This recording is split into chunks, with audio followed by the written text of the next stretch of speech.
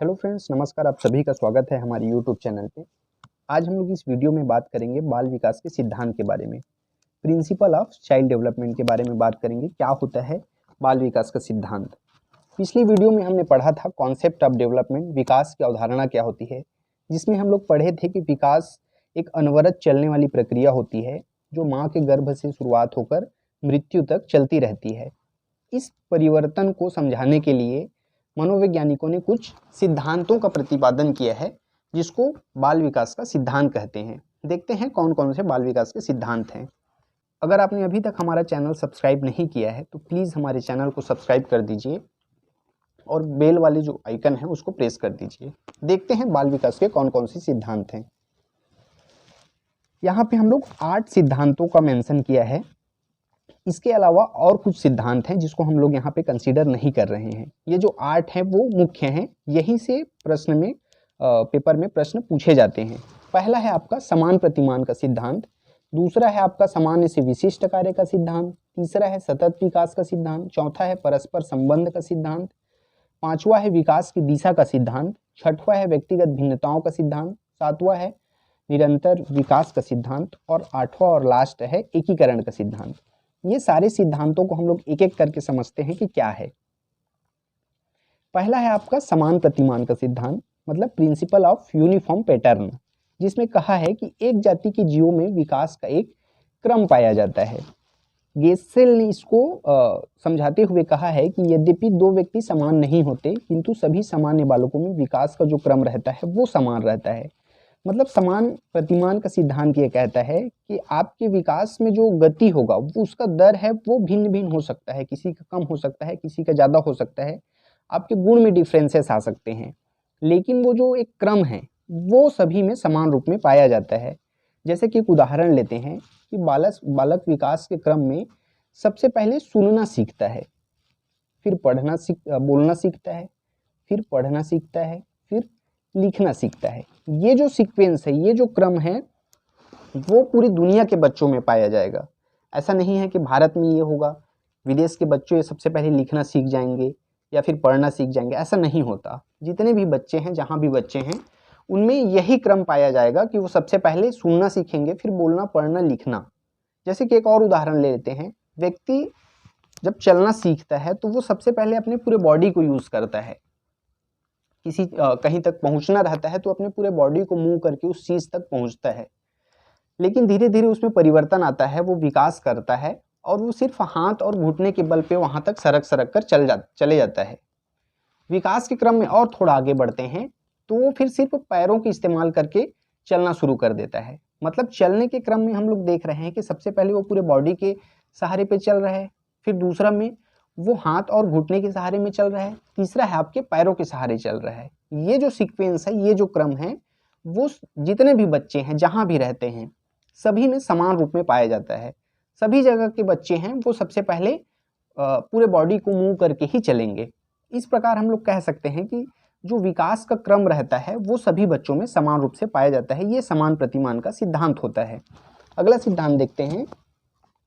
दूसरा है हमारा सामान्य से विशिष्ट क्रियाओं का सिद्धांत, principle of general to specific. क्रियाओं का जो सिद्धांत है उसमें हम लोग जनरल टू स्पेसिफिक जाते हैं। इसमें सर्वप्रथम हम सामान्य प्रतिक्रिया करते हैं, उसके बाद हम अपना उसमें विशिष्ट रूप धारण कर लेते हैं। जैसा इसको एक उदाहरण से हम लोग समझते हैं कि कैसे हम सामान्य से विशिष्ट क्रियाओं का पालन करते हैं। जैसे कोई बच्चा है, अगर वो रोता है, जो बालक होते हैं आप लोग देखे होंगे, वो जब रोता है तो वो अपने पूरे बॉडी को इस्तेमाल करता है। उसमें रोने के लिए वो पूरे बॉडी को इस्तेमाल करता है। रोता है तो उसके आंख से आंसू भी निकलते रहता है, मुंह से आवाज़ भी निकालता है और अपनी पूरे बॉडी को मूव करता रहता है। लेकिन धीरे धीरे विकास की प्रक्रिया में वो अपना बॉडी को मूव करना बंद कर देता है, सिर्फ आवाज़ निकालता है और आंख से आंसू निकल रहा होता है। तीसरे में देखते हैं हम लोग, थोड़ा और परिवर्तन होता है उसमें, फिर वो सिर्फ रोता है और उसके आंख से आंसू निकल रहा होता है। तो ये जो रोने की क्रिया है, इसमें हम लोग सामान्य से विशिष्ट की ओर गए हैं। रोना सिर्फ आंख से हो जाता है, पहले पूरे बॉडी का यूज़ कर रहे थे, इसके बाद हम लोग सिर्फ स्पेसिफिक पार्ट का यूज़ कर रहे हैं, इसलिए इसको सामान्य से विशिष्ट क्रियाओं का सिद्धांत कहते हैं। आगे देखते हैं हम लोग सतत विकास का सिद्धांत, प्रिंसिपल ऑफ कंटिन्यूअस डेवलपमेंट। सतत विकास का सिद्धांत ये कहता है कि विकास की गति कभी तीव्र कभी मंद हो सकती है, मगर विकास की प्रक्रिया अनवरत रूप से चलती रहती है। परिवर्तन होने पर हमें लगता है कि यकायक परिवर्तन हुआ है, मगर वह सतत परिवर्तन होते रहता है। जो विकास का क्रम रहता है वो हमेशा चलते रहता है। विकास होने के बाद जब परिवर्तन दिखाई देता है हमें, तो हमें लगता है कि अचानक परिवर्तन हो गया है, लेकिन उसके पीछे एक लंबा प्रोसेस चलता रहता है। जैसे बच्चे का जन्म के बाद कुछ समय बाद दांत निकल आते हैं, तो हमें लगता है कि दांत निकल आया और इसमें परिवर्तन आया है, लेकिन उस परिवर्तन के पीछे एक सतत प्रक्रिया होती है। वो दांत पहले से ही माँ के गर्भावस्था से ही मसूड़े के नीचे बनना चालू हो जाते हैं, बाद में धीरे धीरे उसका विकास होता है और जन्म के कुछ समय बाद दांत बाहर निकल आते हैं।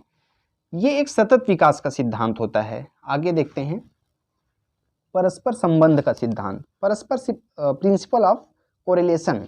बालक के विभिन्न विकास एक दूसरे के साथ परस्पर संबंधित होते हैं। बालक के एक गुण दूसरे गुण को प्रभावित करते रहते हैं।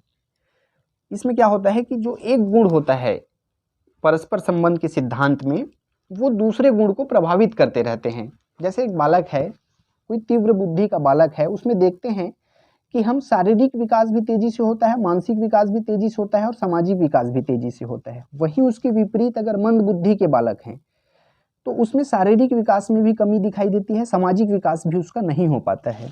मतलब यहाँ पे जो एक परिवर्तन है, एक उसका जो क्वालिटी है वो दूसरे क्वालिटी को इंक्रीज करता है या फिर उसको घटा सकता है। ये है आपका परस्पर संबंध का सिद्धांत। आगे देखते हैं विकास की दिशा का सिद्धांत। विकास की दिशा के सिद्धांत को दो भागों में बांट सकते हैं हम लोग। पहला है आपका सिर से पैर की ओर, जिसको मस्तकेधमुखी बोलते हैं, इंग्लिश में इसको सेफेलोकॉर्डल बोलते हैं। और दूसरा है आपका केंद्र से परिधि की ओर, जिसको इंग्लिश में प्रॉक्सिमोडिस्टल बोलते हैं। सिर से पैर की ओर जो विकास का सिद्धांत है, विकास जो होता है वो एक दिशा के अकॉर्डिंग होता है, ऐसा नहीं है कि किसी भी तरह से होता रहे। सिर से पैर की ओर जो दिशा का सिद्धांत है, उसमें ये होता है कि सबसे पहले बच्चे का सिर का विकास होता है, उसके बाद नीचे विकास करते करते सबसे लास्ट में पैरों का विकास होता है। माँ के गर्भ में बच्चे का जब विकास होता है तो सबसे पहले वहाँ उसका मस्तिष्क का निर्माण होता है, फिर बाकी अंगों का निर्माण होता है। जन्म के बाद भी अगर हम लोग देखते हैं तो सबसे पहले जो बच्चा होता है वो अपने सिर को हिलाना चालू करता है, उसके सिर में कंट्रोल आता है। धीरे धीरे बॉडी के निचले हिस्से में कंट्रोल आना प्रारंभ होता है और अंतिम में पैरों में कंट्रोल आता है और वो चलने लगता है। दूसरा है आपका केंद्र से परिधि की ओर का विकास। केंद्र से परिधि की ओर के विकास में ये बताया गया है कि सबसे पहले बच्चे का जो संरचना होता है उसमें उसके रीढ़ की हड्डी का विकास होता है। जो रीढ़ का हड्डी होता है वो सेंट्रल में होता है और फिर बाकी अंगों का विकास होता है। मतलब बाकी अंगों का विकास में हम लोग देखते हैं तो परिधि की ओर जा रहे हैं केंद्र से, इसलिए इसको केंद्र से परिधि की ओर विकास का सिद्धांत कहते हैं। आगे देखते हैं हम लोग व्यक्तिगत विभिन्नताओं का सिद्धांत। व्यक्तिगत विभिन्नता का सिद्धांत नाम से ही स्पष्ट है कि सभी व्यक्तियों में, बालक में अपना एक विभिन्नता होता है, अपना एक डिफरेंसेस होता है। कोई भी बच्चा एक दूसरे के समान नहीं हो सकता गुण में। इसको हम लोग व्यक्तिगत विभिन्नताओं का सिद्धांत कहते हैं। आगे देखते हैं एकीकरण का सिद्धांत। विकास की प्रक्रिया एकीकरण के सिद्धांत का पालन करती है, जिसमें बालक के अंदर संपूर्ण अंग का नियंत्रण आता है। सबसे पहले पूरे बॉडी में नियंत्रण आएगा हमारे शरीर में, फिर हम विशेष अंग में नियंत्रण प्रारंभ करते हैं और उसके बाद उसमें सामंजस्य स्थापित करके पूरे बॉडी का इस्तेमाल करते हुए सबको अलग अलग तरीके से यूज कर सकते हैं। जैसे एक उदाहरण के थ्रू समझते हैं हम लोग इसको। अगर आप क्रिकेट देखते या फिर समझते हैं क्रिकेट, तो सबसे पहले क्रिकेट में बच्चा बॉल उठाना शुरुआत करता है, बॉल उठाना सीखता है। बॉल उठाने के बाद वो उसको थ्रो करना सीखता है। थ्रो करने के बाद अगर वो बॉलिंग करता है तो उसको एक विशेष जगह पे फेंकना प्रारंभ करता है। उसके बाद हम लोग देखते हैं अगर वो स्पिन बॉलिंग करता है तो उसमें उंगलियों का भी वो यूज करने लगता है। इसमें होता क्या है इसको समझते हैं अच्छे से। सबसे पहले वो बॉल उठाना प्रारंभ किया, बॉल उठाना प्रारंभ किया तो वो पूरे बॉडी को यूज करता है। इसमें उसका हाथ भी यूज आता है, उसका कमर भी यूज होता है। मतलब कह सकते हैं कि पूरे बॉडी को इसमें उन्होंने इन्वॉल्व रखा। इसके बाद देखते हैं कि वो धीरे धीरे उस बॉल को थ्रो करना सीख जाता है। थ्रो करता है तो वो सिर्फ अपने हाथ का इस्तेमाल करता है। मतलब यहाँ तक हम लोग अभी जनरल टू स्पेसिफिक जा रहे हैं। वो हाथ का इस्तेमाल शुरू कर देता है, धीरे धीरे उसमें प्रक्रिया होती है, उसमें उसका विकास होता है और वो उसको एक विशिष्ट जगह पे फेंकना प्रारंभ कर देता है। फिर उसके अंदर इतनी मांसपेशियों में इतना परिपक्वता आ जाता है कि वो एक दूसरे को सामंजस्य के साथ प्ले करना स्टार्ट कर देता है। वो सारे अंगों को एक दूसरे से कोऑर्डिनेट करके उस बॉल को फेंकता है ताकि वो स्पिन हो सके। इसको बोलते हैं एकीकरण का सिद्धांत, सारे अंगों का एक साथ यूज कर लेना। ये था हमारा आज का वीडियो जिसमें हम लोग बात किए प्रिंसिपल ऑफ चाइल्ड डेवलपमेंट का। अगर वीडियो अच्छी लगी तो वीडियो आप अपने दोस्तों के साथ शेयर करिए। मिलते हैं अगले वीडियो के साथ। धन्यवाद।